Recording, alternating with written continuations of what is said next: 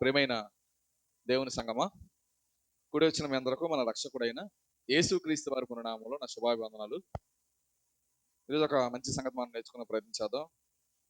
మన దేవుని సన్నిధికి వస్తుంది దేవుని సంగతులు నేర్చుకోవడానికి అన్న సంగతి మర్చిపోకూడదు. ఎందుకు నేర్చుకోవాలి అంటే వాటిని మన జీవితంలో అవలంబించడానికి అవసరం అయితే మనం చెప్పగలిగితే మరి కొంతమందికి ఆ సంగతులను చెప్పడానికి అన్న సంగతిని ఎవరు మర్చిపోకూడదు. ఈరోజు ఒక మంచి సంగతిని, మన ఆధ్యాత్మిక జీవితాలను మెరుగుపరిచే సంగతిని, మన భక్తి జీవితాన్ని ప్రజలకు కనపరచగలిగే సంగతిని మనం ఆలోచించేద్దాం. క్రైస్తవులుగా మనం ఎలాంటి మాటలు మాట్లాడాలి? క్రైస్తవులుగా మనం ఎలాంటి మాటలు మాట్లాడాలి? మనం మాట్లాడుతున్నప్పుడు మన మాటల యొక్క ఉద్దేశం ఏంటి, ఆంతర్యం ఏంటి, ఏ ఉద్దేశంతో మాట్లాడుతున్నాం, ఆ మాటలు ప్రజల మీద ఎలాంటి ప్రభావం చూపిస్తుంది, మనం మాట్లాడుతున్న మాటలు బట్టి మనం ఎలా బయటవాడు అంచనా వేస్తాడు, ఏ మాటలు మాట్లాడితే మన భక్తి జీవితానికి క్షేమం, మన సంఘానికి క్షేమం, మన కుటుంబానికి క్షేమం, ఎలాంటి మాటలు మాట్లాడాలని దేవుడు కోరుకున్నాడు, ఎలాంటి మాటలు మాట్లాడకూడదని దేవుడు తెలియజేశాడో కొన్ని విషయాలను మనం ఆలోచిస్తూ బైబిల్ గ్రంథంలోకి వెళ్ళగలిగితే మాటలు రెండు రకాలండి. మాటలు రెండు రకాలు. సామెతల గ్రంథము 15వ అధ్యాయం మొదటి వచనం. సామెతల గ్రంథము 15వ అధ్యాయం మొదటి వచనం. మృదువైన మాట క్రోధమును చల్లార్చును, నొప్పించు మాట కోపమును రేపును. రెండు రకాల మాటలు ఉన్నాయంట. ఒకటి మృదువైన మాటలంట, రెండోది నొప్పించే మాటలంట. మన మాటలు మృదువైన మాటల కోపాన్ని తెప్పించే మాటల, ఏ రకమైన మాటలు మనం మాట్లాడుతున్నాం, ఏ మాటలు మన భక్తి జీవితానికి మంచిది, దేవుడు చెప్తున్న ఆ రెండు విధానాలను, ఏ విధానంలో మనం వెళ్తున్నాం, ఏ విధానంలో వెళ్తే మనం క్షేమం అని మనం ఆలోచిస్తూ ముందుకెళ్ళగలిగితే ఈ మాటల గురించి లోకంలో కూడా చాలా సామెతలు ఉన్నాయండి. ఏంటి ఆ సామెతలు అంటే, కాలు జారునా తీసుకోవచ్చు అంట కానీ నోరు జారితే తీసుకోలేమంటాం. ఇంకా ఈ మాటల కోసం ఉన్న మరి మంచి సామెతలు ఏంటంటే, నోరు మంచిది అయితే ఊరు మంచిది అని అంటారు. చాలా మంది ఇలా అడుగుతుంటారు, అరే ఆ ఊరు వెళ్ళి బాగుందా అంటే, ఏ ఊరన్నా బాగానే ఉంటది మన నోరు బాగుంటే. అంటే మాటల విషయమై ఇలాంటి మంచి సామెతలు రావడానికి గల కారణాలు ఏంటంటే, మీ మాట జాగ్రత్త, మీ నోరు జాగ్రత్త అని చెప్పడానికే ఇలాంటి సామెతలు పుట్టినట్లుగా మనం గమనించగలం. ఇంకా ఈ మాటల కొరకు చెప్పిన సామెతలు ఏంటంటే, తనువుకి తగిలిన గాయమైనా మానుతుందంట కానీ మనసుకు తగిలిన గాయం మానదంట. శరీరానికి ఒక గాయం తగిలింది అనుకోండి, ఖచ్చితంగా 10 రోజుల్లో మానిపోతుంది. అదే మనసుగా తగిలితే కొంచెం కష్టం, కొంచెం కష్టం. అది త్వరగా మానడానికి అవకాశం ఉండదంట. అందుకే పెద్దలు ఇలా మాట్లాడారు, తోటా కంటే నోటి మాట చాలా శక్తివంతమైనది అని చెప్పారు. తోట అంటే బుల్లెట్ ఆ రోజే చంపేస్తుంది, అది నోటి మాట ప్రతిరోజు చంపుతుంది. కనుక నోటి మాటల విషయమే లోకం చెబుతున్న ఈ సామెతలన్నింటినీ మనం పరిగణలోకి తీసుకోగలిగితే లోకం ఏం చెప్తుందంటే, మాటల విషయమే మీరు ఎలా ఉండాలని చెప్తుంది, కొంచెం జాగ్రత్తగా ఉండాలి. ప్రభువైన యేసుక్రీస్తు వారు కూడా ఇలా మాట్లాడుతుంటాడు. ఏమంటాడంటే, మత్తయి సువార్తలో ఆ విషయం మనకు కనబడుతుంటది.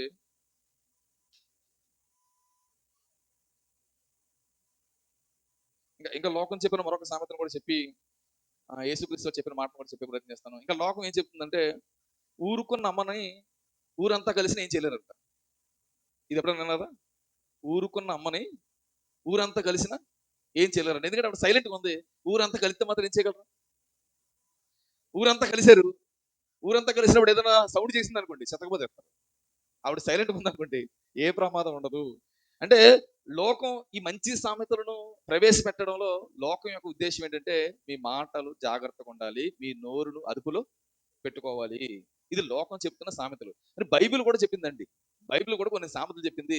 బైబిల్ చెప్పిన ఆ సామెతలు కూడా మనం జాగ్రత్తగా పరిశీలన చేయగలిగితే, సామెతల గ్రంథము 18వ అధ్యాయం 21వ వచనం. జీవ మరణములు నాలుక వశము. ఈ నాలుకలో జీవం ఉందంట, మరణం ఉందంట. అంటే నీ మాటలు బట్టి నువ్వు పాతాళం వెళ్ళాలా, నీ మాటలు బట్టి నాశనానికి వెళ్ళాలని నీ మాటల్లోనే ఉందంట జీవ మరణాలు. నీ చావు కొని తెచ్చుకోవాలన్నా మాటలే, ఈ లోకంలో బాగా బ్రతకాలన్నా ఆ మాటలే. అంటే లోకమే కాదు, బైబిల్ కూడా చెప్తుంది, ఇగో ఈ మాట నేను ఏం చేసుకోవాలి, అదుపులో పెట్టుకోవాలి అని చెప్తుంది. ఇంకా బైబిల్ చెప్తున్న మరికొన్ని సామెతలు చూడగలిగితే, సామెతల గ్రంథము 13వ అధ్యాయం 3వ వచనం కూడా మీరు చూడగలిగితే, తన నోరు కాచుకున్నవాడు తనను కాపాడు. ఎవడైతే నోరుని కాచుకుంటాడో, నోరుని కంట్రోల్లో పెట్టుకుంటాడో, వాడు తనను తానే ఏం చేసుకున్నట్ల, కాపాడుకున్నట్లంట. అంటే ఇక బైబిల్ చెప్తున్న ఆ విధానంలోకి వెళ్ళి కూడా మనం ఆలోచించగలిగితే, బైబిల్ కూడా ఏం చెప్తుందంటే, నోటిని ఏం చేసుకోండి, కాచుకోండి, కాపాడుకోండి, కంట్రోల్లో పెట్టుకోండి. అది కంట్రోల్లో పెట్టుకుంటే అది మిమ్మల్ని ఒకరోజు ఏం చేస్తుంది, కాపాడుతుంది. ఇక లోకం చెప్తున్న, బైబిల్ చెప్తున్న మరొక సామెతను కూడా చూడగలిగితే, సామెతల గ్రంథము 21వ అధ్యాయం 23వ వచనం కూడా మీరు జాగ్రత్తగా పరిశీలన చేయగలిగితే, నోటిని నాలుకను భద్రము చేసుకున్నవాడు శ్రమల నుండి తన ప్రాణం ఏం చేసుకుంటాడు, కాపాడుకుంటాడు. నోటిని కంట్రోల్ పెట్టుకోవాలంట, నోట్లో ఉన్న నాలుగుని కంట్రోల్ పెట్టుకోవాలంట. ఇవి రెండు అంత మంచివి కాదు. వీటితో ఎంత జాగ్రత్తగా ఉంటే అంత మంచిది, వీటితో ఎంత మంచి మాటలు మాట్లాడితే అంత మంచి మన జీవితాలకు జరుగుతుంది. ఇక దీనికి సంబంధించి ప్రభు యేసుక్రీస్తు వారు కూడా మాట్లాడుతూ ఉంటాడు, హృదయం నుండి ఉన్న దాన్ని బట్టి నోరు మాట్లాడుతుంది. మీరు మాట నాలుగుతో మాట్లాడే ప్రతి మాటకు ఒకరోజు మీరు ఏం చెప్పాలి, లెక్కప్ప చెప్పాలి అంటాడు. కనుక నోటిని మనం కాచుకోవాలి, నోటిని కాచుకోవాలి, నోటిని కాచుకోవాలి. నోటి నుండి వస్తున్న ఈ మాటల విషయం మనం తగిన జాగ్రత్తలు తీసుకోవాలి అన్నట్లుగా బైబిల్ కూడా అనేక విషయాలు మనకు చలవిస్తుంది. ఇక మాటలు అనేసరికి ఆశీర్వాదాన్ని తీసుకురాగలవు, శాపాన్ని కూడా తీసుకురాగలవు. కనుక మాటల విషయంలో చాలా జాగ్రత్తగా మనం ఉండాలి, చాలా జాగ్రత్తగా ఉండాలి. ఇక ఆశ్చర్యకరమైన విషయం ఏంటంటే, ఈ మాటలకు సంబంధించి ఆశ్చర్యకరమైన విషయం ఏంటంటే, ఈ మాటలు కేవలం దేవుడు మనిషికి మాత్రమే ఈ అవకాశాన్ని ఇచ్చాడండి. ఈ లోకంలో జంతువులు గాని, పక్షులు గాని, పురుగులు గాని, ఇక ఏ జీవరాశికి ఏమి లేదు, మాటలు లేవు. ఏమంటే మాట్లాడతారు కదా, కావు కావు ఉంటాయి, బావు బావు ఉంటాయి, అంతకు మించి అవి ఏమి మాట్లాడు. కానీ దేవుడు మనల్ని ప్రేమించి తన స్వరూపంలో మనల్ని చేసి మనకిచ్చిన ఒక ప్రత్యేకత ఏంటంటే, జీవరాశుల్లో వేటికి లేని ఒక గొప్ప భాగ్యాన్ని మనకిచ్చాడు. నోరునిచ్చాడు, మాట్లాడుకునే స్వేచ్ఛను దేవుడిచ్చాడు. కనుక దేవుడిచ్చిన ఈ స్వేచ్ఛను మనం హరించకుండా, దేవుడిచ్చిన ఈ అవకాశాన్ని మనం సద్వినియోగం చేసుకుంటూ మంచి మాటలు మాట్లాడడానికి మనం ప్రయత్నం చేయాలి, చెడును మాట్లాడకుండా ఉండడానికి మనం ప్రయత్నం చేయాలి. కనుక బైబిల్ చెప్తున్న ఆ విధానంలోనికి మనం వెళ్ళి ఎలాంటి మాటలు మాట్లాడకూడదు, ఈరోజు కుదిరితే వచ్చే వారం ఎలాంటి మాటలు మాట్లాడాలో వచ్చే వారం మాట్లాడుకుందాం. ఈ రోజు నేనేం చెప్పాలనుకుంటానంటే, ఎలాంటివి మాట్లాడకూడదు, ఎలాంటి మాటలు మనం మాట్లాడకూడదు. ఒక 5 రకాలైన మాటలు ఉన్నాయి బైబిల్లో.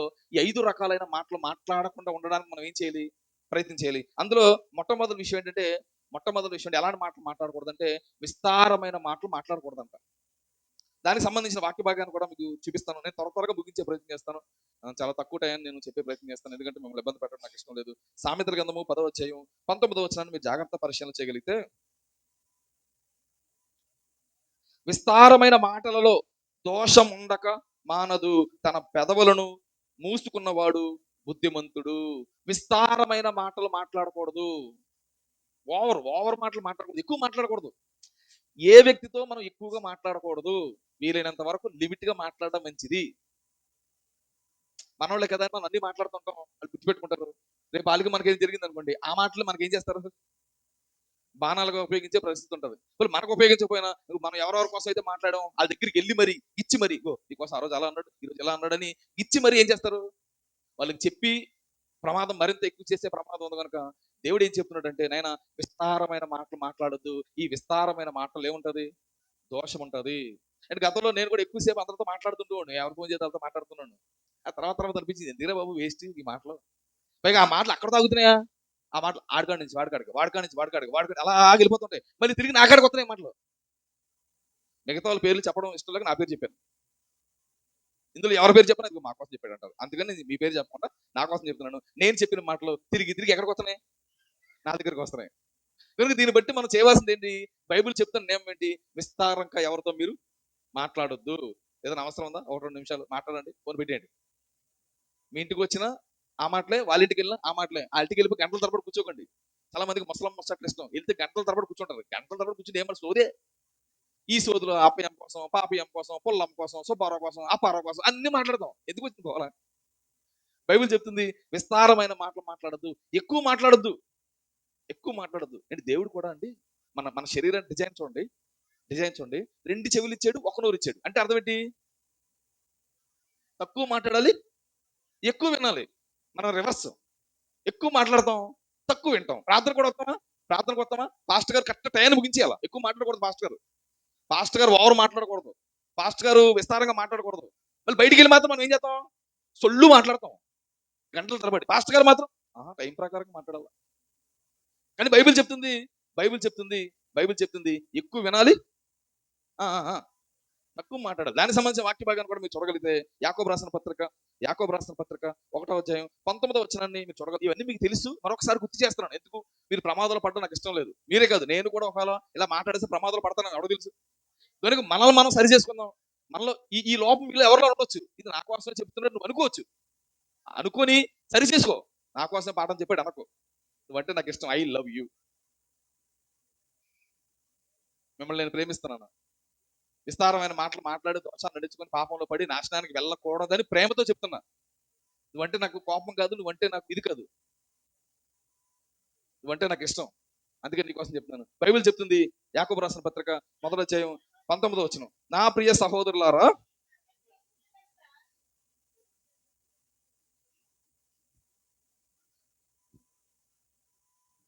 ఆ కుర్చీలు పాపం చూడు, వెనక్కి వెళ్ళిపోండి ముందు, లేకపోతే ఓకేనా ఓకేనా ఓకే ఓకే. యాకోబు రాసిన పత్రిక 1వ అధ్యాయం 19వ వచనం, నా ప్రియ సహోదరులారా, మీరు ఈ సంగతిని ఎరుగుదురు. మీ అందరికీ తెలుసు. నేను పనిగట్టుకు మళ్ళీ ఏదో పాఠం చెప్పాల్సిన అవసరం లేదు. పనిగట్టుకో పాఠం చెప్తున్నానంటే మీకు ఈ సంగతి తెలీదు, మీరు ఈ సంగతి ఎరుగుదురు కనుక ప్రతి మనుషుడు వినుటకు వేగురు పడాలి. వినడానికి ఏం చేయాలి, ఆసక్తి చూపించాలి. పాస్టర్ గారు చెప్పండి, పాస్టర్ గారు చెప్పే మాటలు ఏ మాటలు, మంచి మాటలు కదా, చెప్పండి అనాలా.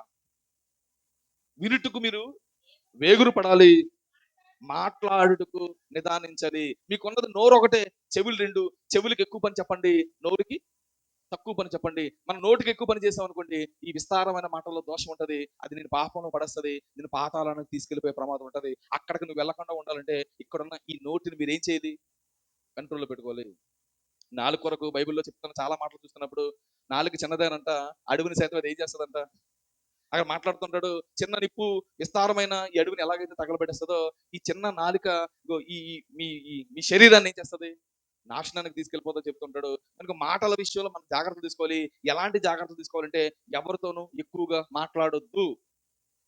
ఏదైనా అవసరం ఉంటే ఆయ్ బాయ్, ఉన్నారా, తిన్నారు, చాలు. అంతకు మించి మనం శృతి మించి మాట్లాడడం వల్ల వచ్చే ఏంటంటే సోదే సోదే. కనుక విస్తారంగా మాట్లాడొద్దు, అందులో దోషం ఉంటది, అందులో దోషం. చాలా మంది అనుకోవచ్చు, ఏమంటే మేము విస్తారంగా మాట్లాడతాం కానీ మేము ఎవరి కోసం తప్పుగా మాట్లాడుకోండి అనొచ్చు. ఇలా కూడా చాలా మంది మాట్లాడతారు. కానీ బైబిల్ చెప్తుంది, అసలు విస్తారంగా మాట్లాడేవాడిని బైబిల్ ఏం చెప్తుంది చెప్పనా, దోషాలు ఉండడం ఉండకూడదు పక్కన పెట్టండి. ఎక్కువగా మాట్లాడేవాడిని బైబిల్ ఏం చెప్తుందంటే, వాడిని ఏమంటుంది, ఎక్కువగా మాట్లాడేవాడిని బైబిల్ ఏమంటుంది, ప్రసంగి గ్రంథము 10వ అధ్యాయం 14వ వచనం, ప్రసంగి గ్రంథము 10వ అధ్యాయం 14వ వచనం, ప్రసంగి గ్రంథము 10వ అధ్యాయం 14వ వచనం. ఎక్కువగా మాట్లాడేవాడిని బైబిల్ ఏమంటుందంటే, కలగబోనిది ఏదో మనుషులు ఎరగక ఉండినను బుద్ధిహీనులు విస్తారముగా మాటలాడుదురు. ఎక్కువగా మాట్లాడేవాడిని బైబిల్ ఏమంటుంది, ఆడు బుద్ధిహీనుడు. బుద్ధినుడు ఎవడు ఎక్కువ మాట్లాడు, బుద్ధినుడు ఎవడన్నా ఏం చేస్తాడు, ఎక్కువగా నన్ను చూడాలి ఎక్కువగా ఏం చేస్తాడు, వింటాడు. బుద్ధున్నోడు ఎవడన్నా ఎక్కువ వింటాడు, బుద్ధి లేనుడే ఎక్కువగా మాట్లాడుతుంటాడు. బైబిల్ ఏం చెప్తుంది, ఎక్కువగా మాట్లాడేవాడు ఎవడే అంటే బుద్ధిహీనుడు. ఎక్కువగా మాట్లాడేవాడు బుద్ధిహీనుడు. కనుక కనుక బైబిల్ చెప్తున్న ఆ విషయాన్ని మనం పరిగణలో తీసుకొని విస్తారంగా మాట్లాడకుండా ఉండడానికి మనం ఏం చేయాలి, ప్రయత్నం చేయాలి. మన ఊసేంటి, మన భార్య, మన పిల్లలు, మన వ్యాపారం, మన పని ఏంటి మనం చూసుకోపోవడమే. మిగతా వాళ్ళ కోసం మనం అంత థింక్ చేయాల్సిన అవసరం లేదు. మీరు అనుకుంటారు మన కొరకు అందరూ ఆలోచించేస్తారు, అప్పుడు ఏ పని లేదు వాళ్ళకి, ఏమన్నా ఎవడ పనులు ఆడుకున్నాయి. ఒకవేళ ఎవడన్నా ఆలోచించుకున్నాడు సావాడు వస్తాడు, వదిలేయండి అండి. ఆడ ఆలోచిస్తున్నాడు కనుక ఆడి కొరకు మనం ఆలోచించి మనం కూడా ఎక్కువగా మాట్లాడేయడం వల్ల నష్టం జరిగే ప్రమాదం ఉంటుంది.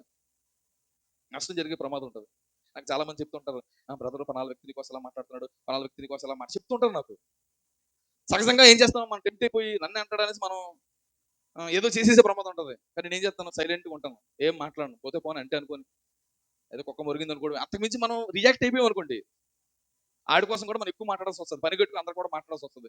కనుక బైబిల్ ఏం చెప్తుందంటే, విస్తారంగా మీరు మాట్లాడొద్దు, విస్తారంగా మాట్లాడద్దు, ఖచ్చితంగా అందులో దోషాలు ఉండే ప్రమాదం ఉంటది. బైబిల్ కూడా చెప్తుంది, ఎక్కువగా మాట్లాడే ఎవడే అంటే బుద్ధిహీనుడు. ఎక్కువగా మాట్లాడేవాడు బుద్ధిహీనుడు.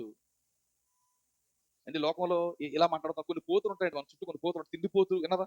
తిండిపోతు అంటే ఎక్కువ తినేవాడు. తిరిగిపోతు అంటే, తాగుబోతు అంటే ఇంకో పోతున్నాడు, వదరబోతు. వీడు విస్తారంగా మాట్లాడేవాడు ఏమంటారు? వదరబోతు.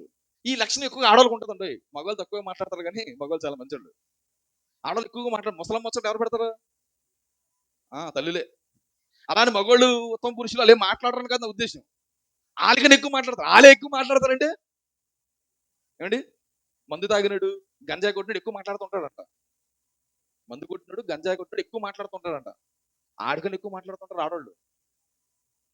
ఏమండి, కనుక ఈ ఈ పోతుల్లో మనం ఉండకూడదు, ఈ వదర పోతుల్లో మనం ఉండకూడదు. ఇలాంటి వాళ్ళు కొంతమంది ఉన్నారు అని బైబిల్ చెప్తుంది. కొంతమంది స్త్రీల కొరకు మాట్లాడుతూ ఏమని మాట్లాడుతున్నా కూడా మీరు చూడగలిగితే, తిమోతి రాసిన మొదటి పత్రిక 5వ అధ్యాయం, తిమోతి రాసిన మొదటి పత్రిక 5వ అధ్యాయం 11 నుంచి కొన్ని విషయాలు మీరు జాగ్రత్త పరిశీలన చేయగలిగితే 11వ వచనం, యవనస్తులైన విధవరాలను లెక్కల్లో చేర్చవద్దు, వారు క్రీస్తునకు విరోధముగా నిష్కాలంక్ష అయినప్పుడు తమ మొదటి విశ్వాసమును వదులుకొనని తీర్పు పొందిన వారే పెళ్ళాడండి, పెళ్లి భర్త ఒకళ్ళు చనిపోయిన భర్త లేకపోయినా మీరు కనీసం పెళ్లి చేసుకుని ముందుకు వెళ్ళడానికి ప్రయత్నించండి అని చెబుతూ వారి కోసం చెప్తున్నాడు. ఈ స్త్రీలకు ఉండే లక్షణం అండి. పురుషులు పెద్దగా ఇంటింటి తిరగరు కానీ స్త్రీల కోసం చెబుతూ స్త్రీలు ఏం చేస్తారంట? మరియు వారు ఇంటింట తిరుగులాడుచు, అదేనా 13వ వచనం, మరియు వారు ఇంటింట తిరుగులాడుచు బద్ధకరాళ్ళగుటకు మాత్రమే కాక ఇంటింటికి ఎందుకు తిరుగుతారు? సహజంగా నేను ఏ అత్త కోసం చెప్పట్లేదు దయచేసి. సహజంగా అత్తలంట ఉదయాన్నే లేచి ఒక టీ తాగి ఆ పక్కింటికి వెళ్ళి కూర్చొని ఊసిలాడతారంట. దేనికి? ఇక్కడ పని చేయాల్సి వస్తుందని. నిజమండి, అందరు అత్తలు అలా ఉంటారు నేను చెప్పను, కానీ చాలా మంది అత్తలు ఉన్నారు. కోడలు లేకపోయినా పని చేసే అత్తలు ఉన్నారు, కోడలు లేకపోయినా టీ ఇచ్చే అత్తలు, మంచి అత్తలు కూడా ఉన్నారు. కానీ ఎక్కువ మంది అత్తలు ఎలా ఉంటారంట? ఏం చేస్తారంట? ఇంటింటి తిరుగుతారంట, బద్ధకస్తురాలుగా మారిపోతూ మాట్లాడుతూ వాళ్ళ కోసం పదం మాట్లాడుతున్నాడేనా. బద్ధకరాళ్ళ గుట్టుకు మాత్రమే కాక ఆడరాని మాటలు ఆడుచు వదరబోతులను పరుల జోలికి పోవు వారగుట్టుకు నేర్చుకుందరు. కొంతమందికి అలవాటు అవుతుందంట, అత్తను చూసి కోళ్ళలాగా అవుతుంది. వాళ్ళు అత్త బాలేదు, కోళ్ళు ఏమైనా బాగుంటుందంటే అత్తను చూసి ఏం నేర్చుకుంటది? కోళ్ళ కూడా నేర్చుకుంటది. ఇలా కొంతమంది తిరుగుతున్నారు, వారు వదరబోతుల్లో మారిపోతున్నారు, వాళ్ళు ఎక్కువగా మాట్లాడుతున్నారు. అలా ఎక్కువగా మాట్లాడితే విస్తారమైన మాటల్లో దోషం ఉంటది. వారికి విస్తారమైన మాటలు మాట్లాడకుండా ఉండడానికి ప్రయత్నం చేయాలి. అలా ఎక్కువగా మాట్లాడేవాడిని బైబిల్ ఏం చెప్తుందంటే వాడిని బుద్ధిహీనుడు అని చెప్తుంది. కనుక మనం బుద్ధిహీనులుగా ఉండకుండా ఉండాలంటే, మన మాటలో దోషం ఉండకుండా ఉండాలి అంటే ఎక్కువ మాట్లాడొద్దు, ఎవరితోనూ ఎక్కువగా మాట్లాడొద్దు. అవసరం ఉంటే మాట్లాడండి, లేకపోతే సైలెంట్గా ఉండండి. ఏంటి ఈ మధ్య నాతో మాట్లాడదు అనుకున్నా ఏం కాదు, అటు పక్కడు నేను అనుకున్నా ఏం కాదు, మాట్లాడకపోవడం మంచిది. ఏమండి, ఇంకా నేను చెప్పి పదాలు మీకు అర్థమవుతుందా? ఏంటి రోజు మాట్లాడలేదు? ఆడు మాట్లాడబోని మనం ఊహించేసుకుంటాం, అదో పెద్దది. ఆడు ఊహించుకుని ఏం కాదు. మీరు మాట్లాడదు, ఎక్కువ మాట్లాడదు. అవసరం ఉంటే మాట్లాడండి, లేకపోతే లేదు. కానీ బైబిల్ చెప్తున్న ఈ విధానంలోనికి వెళ్ళి మనం ఆలోచిస్తున్నప్పుడు మాటల విషయం బైబిల్ ఏం చెప్తుందంటే కొన్ని మాటలు మాట్లాడకూడదని చెప్తుంది. అందులో మొట్టమొదటిది ఏంటంటే విస్తారమైన మాటలు మీరు ఏం చేయొద్దు, మాట్లాడద్దు. ఇది మొదటిది. రెండో రకమైన మాటల కోసం చెప్తుంది. ఎలాంటి మాటలు మాట్లాడకూడదని బైబిల్ చెప్తుందో మీరు చూడగలిగితే, మూర్ఖపు మాటలు మాట్లాడకూడదు. ఏం మాటలు? మూర్ఖపు మాటలు. సామెతల గ్రంథము 4వ అధ్యాయం, సామెతల గ్రంథము 4వ అధ్యాయం 24వ వచనాన్ని మీరు జాగ్రత్తగా పరిశీలన చేయగలిగితే, మూర్ఖపు మాటలు నోటికి రానీయకుము, పెదవుల నుండి కుటిలమైన మాటలు రానీయకుము. మూర్ఖపు మాటలు రానివద్దు అంటాడు. మూర్ఖపు మాటలు అంటే అర్థం ఏంటి? జ్ఞానం లేకుండా మాట్లాడడం.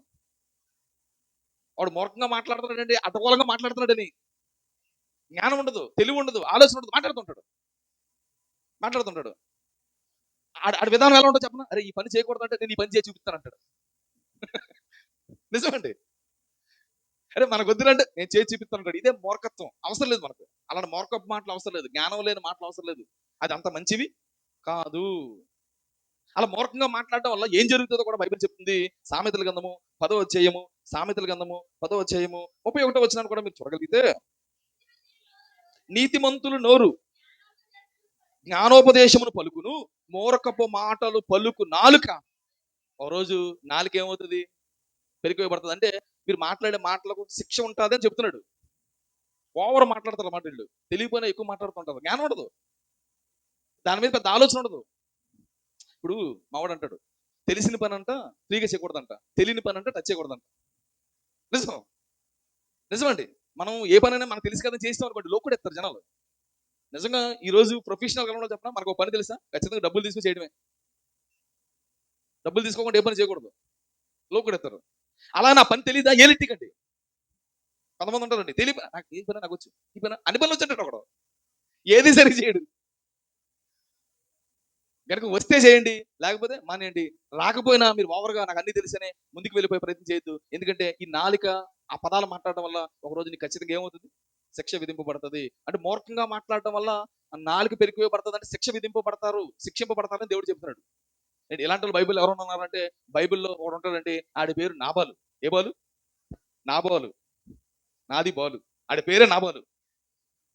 ఏంటి వీడికున్న మూర్ఖత్వం అంటే, వీడు ఏం చేశాడు చెప్పనా, వీడి జీవితంలో ఏం జరిగిందంటే, ఒకరోజు ఒకరోజు వీడి దగ్గరికి కొంతమంది వచ్చారు. ఏమండి దావీదు గారు అడవిలో ఉన్నారు, ఆయన పశువులు ఆయన ఆయన జనాంగం ఆయనతో ఉన్నారు, ఆయనకి ఏదైనా హెల్ప్ చేస్తే బాగుంటుందండి, ఆయనకి ఏదైనా ఆహారం పెడితే బాగుంటుందని ఈ నాబాల్ దగ్గరికి కొంతమంది పనులు చెప్పారు. వాడు ఏం మాట్లాడుతున్నా చూడండి. సామెతల గ్రంథం, సమూయేలు రాసిన మొదటి గ్రంథము 25వ అధ్యాయం, సమూయేలు రాసిన మొదటి గ్రంథము 25వ అధ్యాయం 10వ వచనం. 25:10. సామెత మొదటి సమూయేలు గ్రంథము 25వ అధ్యాయం 10వ వచనం. నాబాల్ దగ్గరికి వచ్చి దావీదు పనివారు వచ్చి మాట్లాడతారు. ఏమంటే దావీదు గారు అడవిలో ఉన్నాడండి, ఏదైనా ఆహారం పెట్టమంటున్నాడు, ఏదైనా మీరు ఆహారం పంపిస్తే బాగుంటుందండి అని నాబాల్ దగ్గరికి వచ్చి నాబాల్ అంటున్నాడు. నాబాలు దావీదు ఎవడు? యెషయా కుమారుడు ఎవడు? తన యజమానులు విడిచి పారిపోయిన దాసులు ఇప్పుడు అనేకులు ఉన్నారు. ఏమంటున్నాడు? దావీదు ఎవడు అంటున్నాడు. దావీదు ఎవరో తెలీదా? దావీదు ఎవరో అప్పుడు రాజు కాదు, గొలియాతుని ముక్కలుగా నరికేసినాడు, పేపర్లో కూడా పట్టాడు. 40 రోజుల పాటు ఇశ్రాయేల్ సైన్యాన్ని ముచ్చమట్లు పట్టిస్తూ ఒకడు తొడలు కొడుతూ మేసాలు తిప్పుతూ ఉంటే ఇశ్రాయేల్ అందరూ భయపడి పారిపోతున్నప్పుడు ఒక్కడు నిలబడి వాడు తలని చేశాడు, నరికేశాడు. దావీదు ఎవరికి తెలీదా? దావీదు ఎవరు? దావీదు తెలుసు, కానీ దావీదు తెలిసిన ఆడెవడు నాకు తెలియదు. చాలా మంది గమనించండి, మన కోసం తెలుసు కానీ ఏమంటారా, ఏ మొరకపు మాటలు. దావీదు ఎవడు? దావీదు నాకు తెలియదు అంటాడు.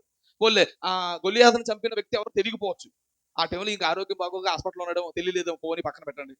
అయితే ఈ నాబాల జీవితంలో ఏం జరిగిందంటే, నాబాలకు సంబంధించి మందలు, గొర్రెల మందలు కానీ పనివారు కానీ వేరే దావీదున్న ప్రాంతానికి వెళ్తారు. ఒక రోజు దావీదున్న ప్రాంతానికి వెళ్తే దావీదు ఏం చేశాడు, ఎవరికి? నాబాలుకి, నాబాలు యొక్క పనివారికి ఏం చేశాడు చూడండి. ఈయన ఏం చేశాడు చూడండి. 15వ వచనం. తెలియదు అనుకుందాం ఒకసేపు, తెలియక ఆ రోజు ఎవడో చంపాడు తెలియకపోవచ్చు. నిజంగానే తెలీదా? తెలియక ఇలా మాట్లాడతాం, తెలుసు, అన్ని తెలుసు. దావీదు ఎవరో నాబాలుకు తెలుసు, కానీ ఏమన్నాడు? దావీదు ఎవడు అంటాడు. అది ఎంత మొరకపు మాట అండి. 15వ వచనం చూడండి ఏం జరుగుతుందో. అయితే ఆ మనుషులు మాకెంతో ఉపకారం చేసి ఉన్నారు. ఎవరు? ఎవరు? ఈ నాబాలు దగ్గర పనోళ్ళు అన్నారు. నాబాలు దగ్గర పనోళ్ళు అన్నారు. నాబాలు భార్య దగ్గరికి వెళ్ళి, అమ్మా ఆ దావీదు పనోళ్ళు మాకు చాలా హెల్ప్ చేస్తారమ్మా, వాళ్ళు వచ్చి మన గురువు గారి దగ్గరకు వచ్చి, అయ్యగారి దగ్గరకు వచ్చి కొంచెం ఏదన్నా హెల్ప్ చేయండి అంటే, ఆడు ఎవడు అంటున్నాడు, మన అయ్యగారు తిన్నింటి వాసాలు లెక్కెడుతున్నాడు మన అయ్యగారు, ఎంత హెల్ప్ చేసాడు ఆయన, ఆ విషయం మర్చిపోయి ఆయన ఎవడని మాట్లాడుతున్నాడు, అమ్మా నువ్వన్న మీ ఆయనకు మాట చెప్పమ్మని నాబాలు కింద పనులు మాట్లాడతారు. నాబాలు వారితో 15వ వచనం. అయితే ఆ మనుషులు మాకెంతో ఉపకారం చేసి ఉన్నారు, మేము పొలములో వారి మధ్యన సంచరించినంతసేపు అపాయము గాని నష్టము గాని మాకు సంభవింపలేదు, మేము గొర్రెలను కాయనంతసేపు వారి రాత్రింపగళ్ళు మా చుట్టూ ప్రాకారముగా ఉండేది, మేము వాళ్ళ ఊరు వెళ్తే మాకు ఎంతో హెల్ప్ చేశారమ్మా. ఎవరు? దావీదు, దావీదు పనులు. ఈరోజు ఆ దావీదు పనులు అయ్యగా దగ్గరికి వస్తే ఏమంటాడు, మీరు ఎవరు నాకు తెలియదు అంటున్నాడు. ఎవడీడు? మూర్ఖుడు. మూర్ఖుడు ఏమేడా అంటే, ఈ మూర్ఖత్వంతో ఒకరోజు చచ్చాడు, ఖచ్చితంగా శిక్షింపడతాడు. తన భార్య ఈ మాటలు ఎప్పుడైతే పనోడితో విన్నదో వెంటనే దావీదు కోపం వచ్చి మళ్ళీ గొలియాతును చంపాడు, మా ఆయన చంపేస్తారేమని భయపడి ఏం చేసింది, గాడి దిక్కింది, వెంటనే దావీదు దగ్గరికి వచ్చింది. దావీదుతో తన భర్త కోసం మాట్లాడుతుంది. దావీదు దగ్గర తన భర్త కోసం మాట్లాడుతుంది. ఏమని మాట్లాడుతుంది? 25వ వచనం. నా ఏలినవాడా, దుష్టుడైన ఈ లాభాలను లక్ష్య పెట్టదు. మా ఆయన ఎవరు? భార్య చెప్తుంది, మా ఆయన దుష్టుడైన బాబు, పొగరు మాటలు, అతి మాటలు, ఓవర్ మాటలు, మూర్ఖపు మాటలు. దుష్టుడైన దుష్టుడైన దుష్టుడైన ఈ నాబాలు లక్ష్య పెట్టద్దు, అతని గుణమును సూచించున్నది. అతని పేరు నాబాలు, మోటితనం అతని గుణం. మోటుడండి, మొరటుడండి, ఎవడ మాట ఏంటండి, నేనే కింగు నేనే తోపని బతుకుతున్నాడండి. క్షమించండి, నన్ను బట్టి మా ఆయన ఏం చేయండి, క్షమించండి. ఆ తర్వాత ఏమయ్యాడంటే ఈ నాబాలు చస్తాడు. అంటే ఆ మూర్ఖపు మాటల వల్ల, ఆ మూర్ఖత్వపు లక్షణాల వల్ల, నేనే కింగు నేనే తోపనే ఈ తత్వం వల్ల ఏమైపోయాడంటే చావును కొని తెచ్చుకున్నాడు, చచ్చిపోయాడు. బైబిల్ కూడా చెప్తుంది సామెతల గ్రంథము 10వ అధ్యాయం 31 మీరు చూడగలిగితే ఈ మూర్ఖపు మాటలు మాట్లాడేవాడు పరిస్థితి ఎలా ఉంటుందని చెప్తున్నాడు. నీతిమంతుని నోరు జ్ఞానోపదేశాన్ని పలుకుతుంది, మూర్ఖపు మాట్లాడే నాలుక పెరికి వేయబడతాడు. నాలుక పెరికి వేయబడటం అంటారు చెప్పన, వాడి పేక ఒకరోజు ఏమవుతుంది, కొయ్యబడుతుంది. మాట్లాడడానికంటే వాడు ఈ భూమి మీద ఉండడు. ఇలా మూర్ఖపు మాటలు మాట్లాడడం వల్ల మనం నాశనానికి వెళ్ళిపోతాం, మనం చనిపోతాం, మనం ప్రమాదాలు పడతాం. దానికి బైబిల్ చెప్తుంది, ఆయన మూర్ఖపు మాటలు మీ నోట రానియొద్దు. మొట్టమొదటి ఏంటి? విస్తారమైన మాటలు మాట్లాడొద్దు. ఎవరితోనూ ఎక్కువసేపు మాట్లాడొద్దు. ఎవరికి మీ గుట్టు చెప్పొద్దు. రేపు వాడే గుణపోయి మనకేం చేస్తాడు? గుచ్చుకుంటాడు. ఎక్కువ మాట్లాడొద్దు. ఫస్ట్ది. రెండోది, మూర్ఖపు మాటలు మాట్లాడొద్దు. ఇక మూడోది ఏ టైప్ మాటలు మాట్లాడకూడదు చెప్తున్నాడు. ఏ టైప్ మాటలు మాట్లాడకూడదు? కత్తిపోటు వంటి మాటలు మాట్లాడకూడదంట. కొందరు మాట్లాడేది పొడి చేసినట్టు ఉంటాయి కత్తిపోటు మాటలు. దాని కొరకు బైబిల్ చెప్తున్న విషయాన్ని కూడా మనం చూడగలిగితే సామెతల గ్రంథము 12:18 వచ్చిన, కత్తిపోటు వంటి మాటలు పలుకువారు కలరు, జ్ఞానులు నాలుక ఆరోగ్యదాయకము. జ్ఞానులు మాత్రం మంచి మాటలు మాట్లాడతారంట. ఈ కొంతమంది ఎలా కత్తిపోటు మాట్లాడతారంట. కత్తిపోట్లు అంటే ఆ గాయం తగ్గదు, ఆ గాయం మాంది. భార్య భర్తలు కుటుంబాల మధ్య ఇలాంటి పదాలు ఎక్కువగా వినబడుతుంటే భర్త భార్యతో ఇలా అంటాడు, చే నువ్వంతే అంటాడు. అక్కడ తాగితే ఏం కాదు, మీ అమ్మ అంతే అంటాడు, మీ నాన్న అంతే అంటాడు, మీ ఊర్లో అంతే అంటాడు. ఇక ఈవిడ ఏం చేస్తుంది? ఇక పడుకుంటది. ఎవరినన్ను ఎందుకు? ఆవిడనన్ను ఎందుకు కాదు, మా అమ్మనంటావా, మా నాన్న అంటావా, మా అన్నదమ్ములు అంటావా, తినాల్సిన తినేస్తావు, ఎలా తెచ్చుకోవాల్సిన తెచ్చేసుకుంటావు, వాళ్ళు అంటావా అని ఇదే పోతుంటదండి. అంటే కుటుంబాల మధ్య, కాపురాల మధ్య ఇలాంటి మాటలు ఎక్కువగా మాట్లాడకూడదు. అత్త కోళ్ళని అనకూడదు, కోళ్ళని అత్త అనకూడదు. ఇలా ఏమవుతుంది? ఈ మాటల వల్ల ఏమవుతుంది? గాయపరచబడతారు, కుటుంబాలు ఏమైపోతాయి? విడిపోయే ప్రమాదం ఉంటది. కత్తిపోట్లు లాంటి మాటలు మాట్లాడకూడదు. లోకానుసారంగా మాట్లాడదాం, చాలా జాగ్రత్తగా. ఇక బైబిల్ దగ్గర కూడా వచ్చేసరికి బైబిల్ వాక్యం కూడా ఎలాంటిది? రెండంచుగల కట్కం లాంటిది. అంటే వాక్యం కూడా ఏం చేస్తుంది? లోకంలో మాటలు ఎలాగైతే తెగ పొడుతాయో బైబిల్ కూడా పొడుతుంది. పేతురు ప్రసంగం చేశాడు, 3000 మందికి ఏమైందంటే హృదయంలో నొచ్చుకుందంటే పొడిచి. అంటే వాక్యం కూడా ఏమవుతుంది? వాక్యం పొడుచుకోవడానికి లోకంలో అల్లటప్ప మాటలు మాట్లాడడానికి తేడా ఉంది. మళ్ళీ చెప్తాను తేడా, మీకు చెప్తాను. ఇక్కడ ఉన్న మాటలు కూడా ఏమవుతాయి? నేను చెప్పే ఇప్పుడు ప్రతి పాయింట్ ఎవరికో తగిలేస్తుంటది, తగలనేది ఉంటుంది. ఈ మాటలు అలాంటివే. అక్కడ మాట్లాడేది ఇక్కడ తీసుకోకూడదు. ఇది మీ క్షేమం కూడా చెప్తున్నా, మీరు బాగుపడటం కూడా చెప్తున్నా. ఇది అలా తీసుకోకూడదు. మీకు అర్థం తేడా మీరు గమనించారు. అయ్యగారు మీరు కూడా అలా పడుతుంటారు కదా మమ్మల్ని అంటే, ఆ మాటలకు ఈ మాటలు తేడలేదు. నువ్వు పాడైపోవాలను, నువ్వు నాశనం అయిపోవాలని కాదు. ఈ మాటల చేత మిమ్మల్ని ఏం చేయాలని? బాగుపరచాలని చెప్పే మాటలు. బైబిల్లో వాక్యాల కొరకు రాయబడుతున్న మాటలు. నీ వాక్యం అగ్ని పట్టేది కాదా, బండలను బద్దలు చేసి చుట్టూ లా కూడా కొడుతుంది. అప్పుడు ఏమవ్వాలి? అయ్యగారు నన్ను కొట్టాడు అనకూడదు, వాక్యం నన్ను కొడుతుంది, నేనేమవ్వాలి? సరే అవ్వాలి. నాకు వచ్చిన పెద్ద సమస్య చెప్పనా? మన సంఘంలో అన్ని రకాల మనుషులు ఉంటారు కదండి. కొంతమంది ప్రార్థన కోసం చెప్పని వాళ్ళు కొంతమంది ఉంటారు. ప్రార్థన కోసం ఎందుకు చెప్తున్నాడు అని వాళ్ళు ఉంటారు. గట్టిగా ఇవ్వాలి అయ్యగారు అని వాళ్ళు ఉంటారు. ఎందుకు ఎవరిని అంటాం, స్లోగా చెప్తే బాగున్నా అంటారు. ఇప్పుడు ఆడిని సాటిస్ఫై చేయలేను, ఈడిని సాటిస్ఫై చేయలేను. అసలు నాకు ఏ వాక్యం చెప్పాలో అర్థం కావట్లేదు. గట్టిగా చెప్తే ఆడితో బాధ, స్లోగా చెప్తే ఈడితో బాధ. చాలా కష్టం. అందరూ స్టాండ్కి వచ్చేస్తే బాగుంది, గట్టిగా చెప్పండి అని అందరూ అంటే బాగుంది, అలా చెప్పేసేవాడు. లేదు అందరూ స్లోగా చెప్పేది బాగుండు అంటే వాళ్ళ స్లోగా చెప్పను. ఇప్పుడు ఆ మనుషులను ఈ మనుషులు ఇద్దరిని ఏం చేయలేకపోతున్నాం. చాలా బ్యాలెన్స్, చాలా కష్టం. ఏ పాఠం రాసుకున్నా వాళ్ళ కోసం కొన్ని మసాలాలు వేయాల్సి వస్తుంది, వీళ్ళ కోసం కొంచెం స్లోగా చెప్పాల్సి వస్తుంది. వీళ్ళు ఏం చేస్తారు? ఈ స్లోగా వినేవాళ్ళు ఏం చేస్తారు? ఆ 2 మాటలు పట్టుకుంటున్నారు. స్పీడ్గా వినేవాడు ఆ 2 చెప్పాడు. ఏం చేయను నేను? ఈ వాక్యానికి బయట మాటలకు తేడా ఉంది. బయట మనం ఎలాంటి మాటలు మాట్లాడకూడదు అంటే, కత్తిపోటు మాటలు మన మాటలు మాట్లాడకూడదు. అవి చాలా మనిషిని ఇబ్బంది పడతాయి. అలా ఇబ్బంది పట్టే మాటలు చాలా మందికి ఏం చేస్తుంటారంటే, ఉదాహరణకి ఈ మాటలు ఎలా ఉంటాయి మీకు చెప్తాను. ఉదాహరణకి నేను వ్యభిచారం చేస్తున్నాను అనుకోండి, కొద్దిసేపు అనుకోండి. ఇప్పుడు వ్యభిచారం చేస్తూ నేను వాక్యం చెప్తున్నాను. వ్యభిచారం చేస్తూ వాక్యం చెప్తున్నాను. కత్తిపోటు మాట ఎలా ఉంటుందంటే, ఏయ్ నువ్వు వ్యభిచారం చేస్తూ నాకు చెప్తున్నావా అనడం. ఏ మాట అది చేస్తుంది మనకు తెలియదు, అది వాస్తవమే. ఆ మాట అనడం కూడా తప్పు కాదు. కానీ ఆ పోటు ఎలా ఉంటుంది అనుకుంటున్నారు? ఆడికోసారి ఏం చెప్పడం అంటే ఇది ఎలా ఉంటుందంటే, ఇంకో విధంగా దారి తీసే ప్రమాదం ఉంటుంది. అది వాస్తవమే, అనాలి. అనకపోతే మరి బుద్ధి ఎలా వస్తుంది దానికి? అనకపోతే బుద్ధి ఎలా వస్తుంది? అంటే మీకు ఉదాహరణ చెప్తున్నాను. అంటే దేవుడి దగ్గర ఎవడన్నా లోపం ఉంటే లోపాలు మనం ఏం చేయాలి? సరిచేయాలి. బయట ఇలాంటి వాతావరణం ఉన్నప్పుడు, బయట మాట్లాడుతున్నప్పుడు ఇలాంటి మాటలు డైరెక్ట్ గా మనం మాట్లాడకూడదు. ఇక్కడికి వచ్చాడంటే ఎవడేమన్నా అంటే తట్టుకుని ఓపుకుంటేనే ఇక్కడ రావాలి. మళ్ళీ చెప్తాను, సంఘం దగ్గరికి ఎవడైనా పాడడానికి వచ్చాడు అనుకో, నువ్వు పాట బాగాలేదంటే తీసుకుని ఓపుకుంటేనే ఇక్కడ రా. నువ్వు ప్రార్థన చేయడానికి వచ్చావు అనుకోండి, నువ్వు సరిగ్గా ప్రార్థన చేయలేదు అంటే తీసుకుని ఓపుకుంటేనే ఇక్కడ రా. నువ్వు వాక్యం చెప్పడానికి వచ్చావు అనుకోండి, సరిగ్గా చెప్పలేదంటే తీసుకుని ఓపుకుంటేనే ఇక్కడ రావాలి. ఇక్కడికి వచ్చింది నువ్వు నన్ను సరి చేయాలి, నేను ఇది సరి చేసుకునేది ఇక్కడ మాట్లాడచ్చు. కానీ ఇవే పదాలు బయట బయట మాట్లాడకూడదు అంటాను. మళ్ళీ చెప్తాను, సంఘంలో సరి చేయడానికి ఓకే, సంఘంలో సరి చేయడానికి ఓకే, బయట డైరెక్ట్ గా వెళ్ళి మీరు ఏం చేయకూడదు, మాట్లాడకూడదు. ఇప్పుడు ఉదాహరణకి ఎవరైనా ఒడ్రేలు పిల్లలు లేని వాళ్ళ కోసం తిడుతుంది అనుకోండి, నీకే పిల్లలు లేదు నువ్వు తిడుతున్నావు అనకూడదు అక్కడ. ఆ మాట అనకూడదు ఆవిడకి. నేను చెప్తుంది మీకు అర్థం లేదు. సంఘంలోనికి బయటికి తేడా ఉంది. బయట డైరెక్ట్ గా కొన్ని పదాలు ఉంటాయి, అవి వాళ్ళ దగ్గరికి వెళ్ళి ఏం చేయకూడదు, మనం అనకూడదు, అనకూడదు. కత్తిపోటు మాటలు మనం ఏం చేయకూడదు, మాట్లాడకూడదు. వాళ్ళు అటు మన సంఘర్షణ అనుకోండి, చెప్తే ఏం చేసుకుంటాడు, ఓ నా మంచి కోసం చెప్పాడు, ఎల్ఐసి నా మంచి కోసం చెప్పాడు, కామేష్ నా మంచి కోసం చెప్పాడు అని సంఘర్షణ సరి చేసుకుంటాడు. బయటోడికి ఏం పని సరి చేసుకోవడానికి, అన్నీ అంటాడు. బయట వాళ్ళతో మాట్లాడుతున్నప్పుడు కొంచెం జాగ్రత్త. బయట వాళ్ళకి కొన్ని విషయాలు డైరెక్ట్ గా మీరు చెప్పొద్దు. ఆడు పాపని పోతాడు అనుకోండి, సంఘర్షణలు సరి చేయాలనుకుంటే ప్రేమతో సంఘర్షణలు సరి చేయండి, తప్పు లేదు. కత్తిపోటు మాటలు మాట్లాడకూడదు, అవి అంత మంచివి కాదు. దీనికి బైబిల్ ఎగ్జాంపుల్ ఎవరంటే దావీదు శత్రువులు అందరూ కూడుకునే వాళ్ళంట. కూడుకుని ఏం చేసేవాళ్ళు చూడండి. సామెత కీర్తన గ్రంథము 59వ కీర్తన 7వ వచనం. కీర్తన గ్రంథము 59వ కీర్తన 7వ వచనం. కీర్తన గ్రంథము 59వ కీర్తన 7వ వచనం. వినివారు ఎవరు లేరనుకుని వారు తమ నోట నుండి మాటలను వెళ్ళగక్కుదురు, వారి పెదవుల్లో కత్తులున్నవి. దావీదు గారి కోసం దావీదు శత్రువులు మాట్లాడుకుంటారంట, ఎవడు వింటలేదు అనుకుంటారంట. ఎవడోడు వింటాడు, తీసుకొచ్చి దావీదు గారికి విషయాలు ఏం చెప్తారు కదా. దావీదు రాజు తలుచుకుంటే మాటలు కొద్దివా, దెబ్బలు కొద్దివా. దావీదు శత్రువులు అందరూ ఏం చేస్తున్నారు, కత్తిపోటు మాటలు మాట్లాడుకున్నారు.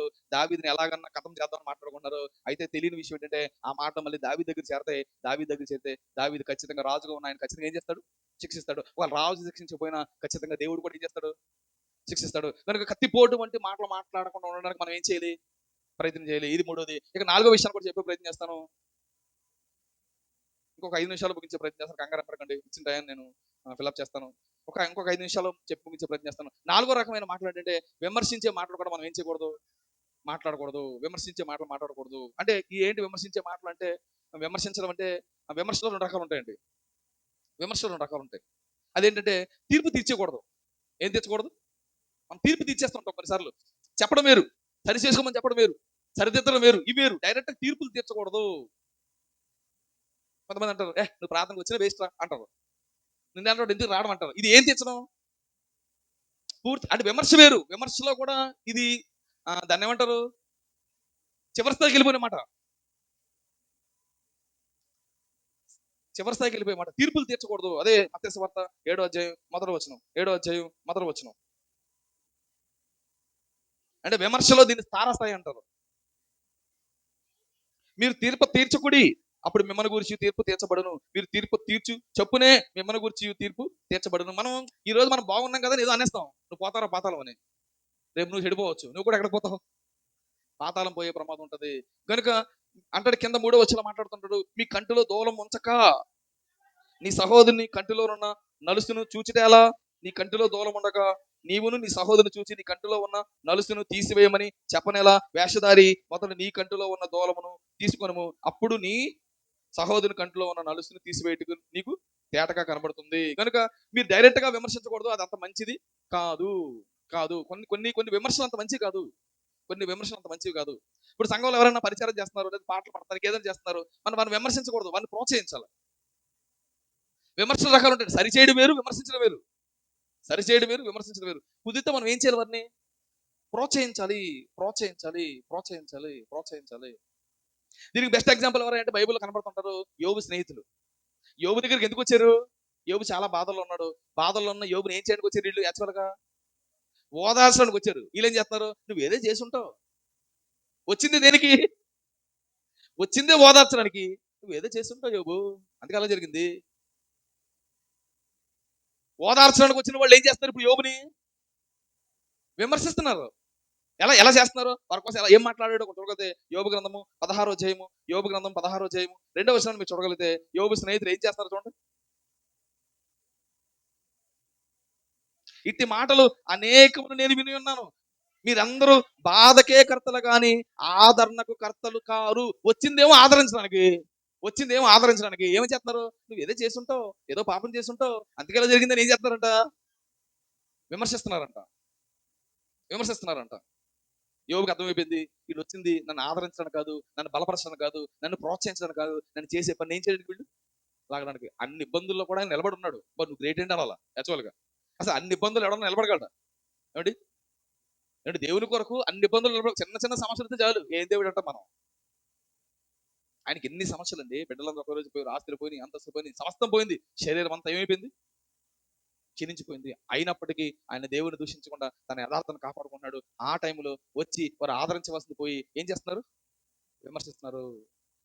అంటే ఒక దేవుని పనిలో ఉన్నవాడిని మనం ఏం చేయాలి, వీలైతే ప్రోత్సహించాలి. అలా కాకపోతే ఇలా చేయాలి, ఇలా కాకపోతే అలా చేయడం, మనం ఏం చేయాలి, ప్రోత్సహించాలి. ఇదే యోబు గారు ఇంకా వాళ్ళ స్నేహితుల కోసం ఏం మాట్లాడుతారో చూడగలిగితే, అదే యోబు గ్రంథము 13వ అధ్యాయము 4-5 వచనాలు కూడా మీరు చూడగలిగితే, 13వ అధ్యాయం 4-5 వచనాలు. యోబు గ్రంథము 13వ అధ్యాయం. ఆ? నేను సర్వశక్తులకు దేవునితో, 4వ వచనం కదా, ఓకే. మీరైతే అబద్ధములు కల్పించేవారు, మీరందరూ పనికి మాలిన వైద్యులు. ఎవరు వాళ్ళ స్నేహితులందరూ ఎవరు, తన మాటల చేత ఆయన రోగాన్ని బాగు చేయాలి, కానీ మాటల చేత ఇంకా రోగాన్ని ఏం చేస్తున్నారు, ఇంకా కుంగిపోయేలా చేస్తున్నారు, ఇంకా కుంగిపోయేలా చేస్తున్నారు. మనం ఎవరైనా ప్రోత్సహించాలి, బలపరచాలి తప్ప నీకు జరగలరా, ఎవరో చెప్పమన్నాడు నేను, ఈ టైప్ మనం ఏం చేయరు, అయిపోయాడు, దెబ్బతినేసాడు. ఇంక దెబ్బతిన్న తర్వాత ఇప్పుడు తెలియక ఏదో పని చేశాడరా, ఏదో బిజినెస్ చేసాడు, పడిపోయాడు. ఇప్పుడు వెళ్ళి కుదిరితే మనం ఏం చేయాలి, అరే పోతే అయిపోయింది, పడిపోతే ఇక్కడి నుంచి అన్న మేము ఉన్నాం అని చెప్పడం వేరు. ఎవరు చేయమన్నాడు, ఎవరు చెప్పి చేసావు, నీకు జరగాలి. ఈ టైప్ మనం ఏం చేయకూడదు. నా పదం మీకు అర్థమవుతుంది లేదు. ఈ టైప్ మనం వాళ్ళని ఇచ్చేసి ఇంకా డౌన్ చేసేవాళ్ళు ఏమవుతాడు, ఇంకా కుంగిపోతాడు, ఇంకా ప్రమాదంలోనికి వెళ్ళిపోయే అవకాశం ఉంటుంది. అవసరమైతే మన మాటల చేత ఏకెళ్ళారా, ఈ బిజినెస్ కాకపోతే ఇంకో బిజినెస్, బ్రతుకుంటే ఇంకో కాయలు అమ్ముకున్న మనం ఏం చేయొచ్చు, బతకొచ్చు. ఏం కాదని మనం వారిని ఆదరించాలి, మనం వారిని ప్రోత్సహించాలి, వారిని ముందుకు నడిపించాలి, మన వంతు ప్రయత్నం మనం చేయాలి. విమర్శించి వారిని మరీ కిందకు తొక్కేసే ప్రయత్నాలు ఏమి చేయకూడదు. కనుక ఈ టైప్ మాటలు కూడా మాట్లాడకుండా ఉండడానికి మనం తగిన జాగ్రత్తలు తీసుకోవాలి. చివరిగా నేను చెప్పి ముగిస్తాను. చివరి ఏంటంటే, గర్వపు మాటలు మాట్లాడకూడదండి. మూర్ఖపు మాటలు వేరు, గర్వపు మాటలు వేరు. గర్వపు మాటలు కూడా మాట్లాడకూడదు. దీనికి సంబంధించిన వాక్య భాగాన్ని కూడా చూపించే ప్రయత్నం చేస్తాను. సమూయేలు రాసిన మొదటి గ్రంథము 2వ అధ్యాయం 3వ వచనం కూడా మీరు చూడగలిగితే, కంగారు పడకండి, 2-3 నిమిషాలు ముగించే ప్రయత్నం చేస్తాను. సమూయేలు రాసిన మొదటి గ్రంథము 2వ అధ్యాయం 3వ వచనం.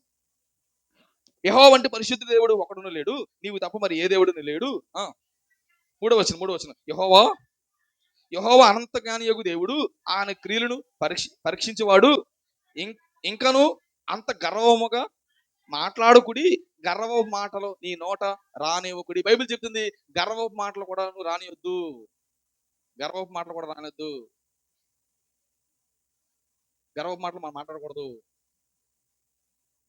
నీకన్నా చదువు తక్కువగా ఉన్నవారిని మనం తక్కువ చేసి ఎప్పుడు మాట్లాడకూడదు. నీకన్నా తక్కువ జ్ఞానం ఉన్నవాడు మనం ఎక్కువ తక్కువ చేసి మాట్లాడకూడదు. నీకన్నా బాగా పాడలేని వాడిని ఎప్పుడు మనం తక్కువ చేసి మాట్లాడకూడదు. నీకు ఆస్తి ఉందనుకోండి, ఆస్తి లేని వాడిని తక్కువ చేసి మాట్లాడకూడదు. నీకు అందం ఉందనుకోండి, నీకు అందం లేని వాడిని మనం తక్కువ చేసి ఎప్పుడు మాట్లాడకూడదు. అవి గర్వ మాటలు. దేవుడు నీకు ఇచ్చాడు, గొప్పడు, అదృష్టవంతుడు. లేనివాడిని చూసి వాడికి లేదని మనం వాడిని తక్కువ చేసి మాట్లాడడం గర్వ మాటలు. గర్వానికి ముందు ఏమి నడుస్తుంది, నాశనానికి ముందు అలా పోయే కాలం వస్తాడు, అలా మాట్లాడుతుంటాడు. యాక్చువల్గా మనకు ఏమనుకోవాలి, ఈ జ్ఞానం దేవుడిచ్చాడు నీకు ఇస్తాడని చెప్పాలి, ఈ అందం దేవుడిచ్చాడు నీకు ఇస్తాడని చెప్పాలి, ఈ ఆస్తి దేవుడిచ్చాడని చెప్పాలి. ఎవరికి ఆస్తి కానీ, అందం కానీ, జ్ఞానం కానీ ఎవరికి రాదు, దేవుడే ఎవరికైనా ఇవ్వాలి. దేవుడిచ్చాడు, దేవుని పుణ్యమాన్ని నువ్వు తీసుకొని నాకుంది నీకు లేదన్నావంటే ఇవే మాటలు, గర్వ మాటలు. అవి నీ నోట రానియకూడదు, ఇప్పుడు మనం ఎలా ఉండో చెప్పరా, నీ స్థాయి ఎంత పెద్దదైనా తగ్గే ఉండాలి. అపోస్తలుడైన పౌలు మాట్లాడుతుంటాడు, నేను ఏ పాపిని చెప్పనా, ఏ పాపిని, ప్రధాన పాపిని.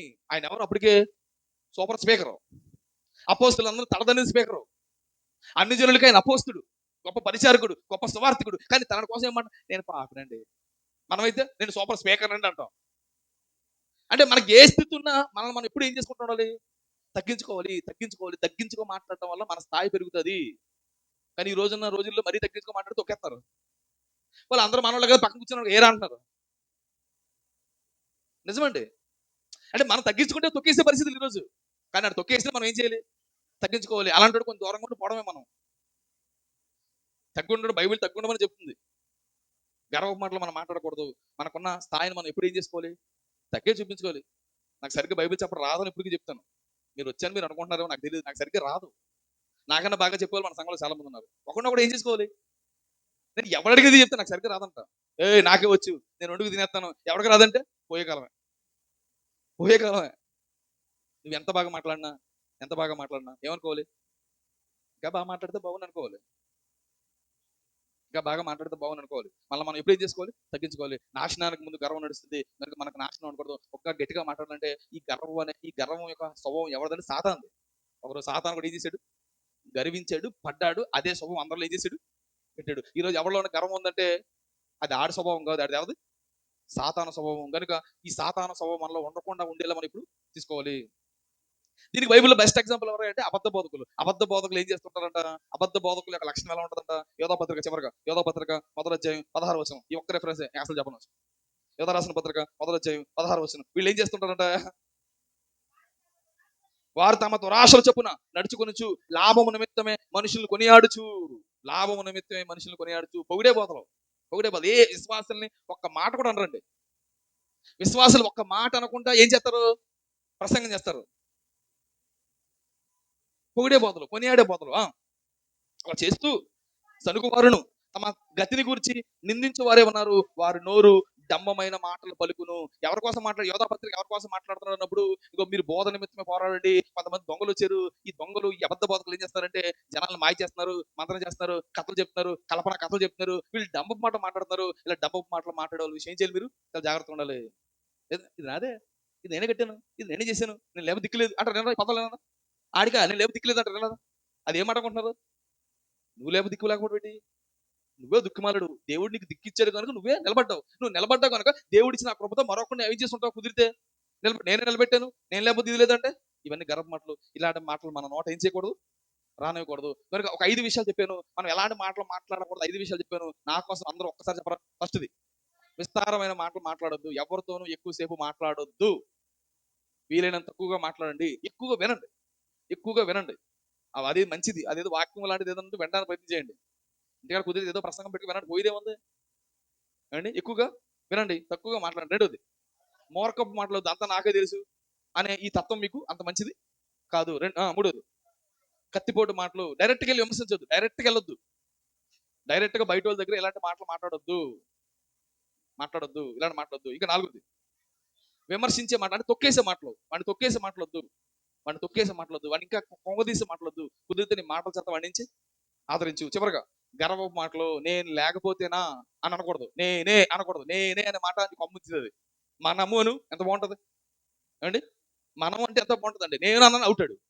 కనుక ఇలాంటి మాటలు మాట్లాడకుండా మీరు జాగ్రత్త తీసుకోండి. దేవుడు మిమ్మల్ని తీర్పులోకి తీసుకురాకుండా, మిమ్మల్ని పాతాళం పంపించకుండా పరలోకం చేర్చాలంటే ఈ మాటల విషయమే కొన్ని జాగ్రత్తలు తీసుకుంటే మీ భక్తి జీవితం బాగుంటుంది. మీరు పరిశుద్ధంగా బతకడానికి అవకాశం ఉంటుంది. అనేకులు మనం రాబట్టుకోవడానికి అవకాశం ఉంటుంది. అనేక బంధాలు కలుపుకోవడానికి కూడా ఉంటుంది, అవకాశం ఉంటుంది. మాట చాలా ప్రమాదం. ఈ మాట ద్వారా బంధాలు ఏమైపోతాయి, కలిసిపోతాయి, విడిపోతాయి. కుదిరితే కలుపుకునే మాటలు మాట్లాడుకుందాం, విడగొట్టుకునే మాటలు మనం మాట్లాడుకుని ఉండడానికి ఏం చేద్దాం, ప్రయత్నం చేద్దాం. కనుక ఈ వారం ఏం మాట్లాడకూడదో మాట్లాడుకుందాం. వచ్చే వారం కుదిరితే ఏం మాట్లాడితే బాగుంటుందో, ఎలాంటి మాటలు మాట్లాడితే బాగుంటుందో వచ్చే వారం మాట్లాడుకుందాం, ప్రార్థన చేసుకుందాం. దయగల తండ్రి, కృపల దేవ, పరిశుద్ధుడ, దేవాధిపతి, చేయగలిగిన గొప్ప దేవ, ఇవనైనా నాకే పడిన సమయంలో తండ్రి, నేను సమయాన్ని వృధా చేయకుండా నన్ను మీరు రాయించిన మాటలు, ఏ మాటలు మాట్లాడకూడదు నేను ఈరోజు నేర్చుకున్నాం. మీ చిత్తం ఉంటుందంటే మమ్మల్ని అందరినీ మరొకసారి కూర్చోబెట్టి ఏ మాటలు మాట్లాడుకుంటే మా బ్రతుకులు, మా జీవితాలు బాగుంటాయో ఆ మాటలు కూడా విని వాటిని అనుసరించి ఆచరించి అనేకులు మాదిరిగా నన్ను బ్రతకగలిగే ధన్యత భాగ్యం అందరికీ దయచేయమని. నా తర్వాత నైనా నీ కుమారుడు బలియాగంలోనికి మేము ప్రవేశించబోతుండగా బలిని జ్ఞాపకం చేసుకుని బలికి తగ్గట్లుగా మా బ్రతుకులను మలుచుకొని మీ కొరకు ఉన్నతంగా బ్రతికి ఉన్నతమైన ఆ మహిమాలోకలు చేరే అదృష్టం అందరికీ దయచేయమని మా రక్షకుడు మీ ప్రియ కుమారుడైన యేసు క్రీస్తు వారి పరిణామంలో ఈ ప్రార్థన అడిగి వేడుకొనిచున్నాము మా కన్న తండ్రి. ఆమేన్.